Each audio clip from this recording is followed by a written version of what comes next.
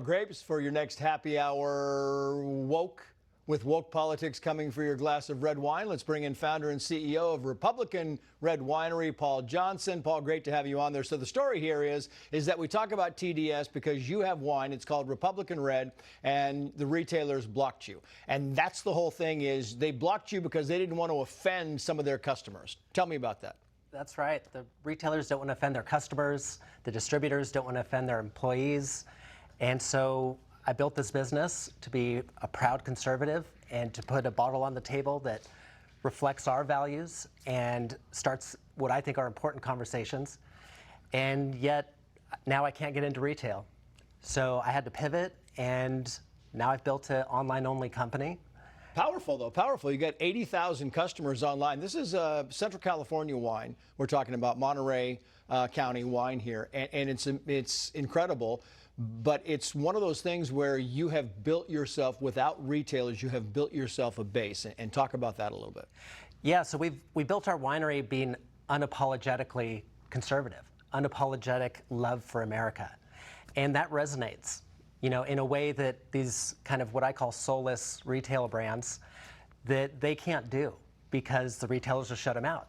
And so here I am saying, well, fine, shut me out. I'm not going to, you know, water down my message. Right.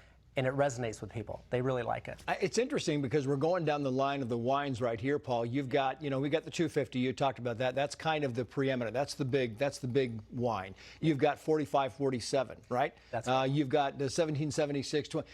These are all great bottles. These are patriotic bottles of wine, and yet you are being shut down by some parts of the industry.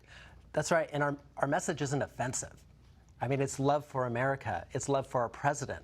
We have an Epic Fury Magnum bottle that shows our love for our military and peace through strength. So we're not out with a divisive message. Mm-hmm. We're actually out just saying, this is who I am, this is what I believe, and it signals that when you put it down on the table. And why shouldn't we have conversation in person, right? Over a glass of wine. That's so much better than yelling at each other through social media. Right. You told me that there was one place that wouldn't allow your wine in there, but they were selling a whiskey with Kamala Harris on the label. You know, double standards are everywhere. Kind of crazy. But so the Kamala Harris whiskey was fine, and they told you what about your wine? That it was divisive? What's the theme? They said it was divisive, and they didn't want to upset their community. And yet here I am, that product was celebrating our president. And this other product was celebrating their presidential hopeful. And so these platforms, social media platforms, pick sides. No.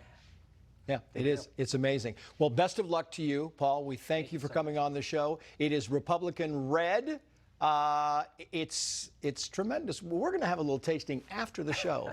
Just, you know, so we'll let you know exactly how good it is on Monday. Paul Johnson, thank you for coming on. Best of luck to you. Thank you. Thank you for having me. Coming up.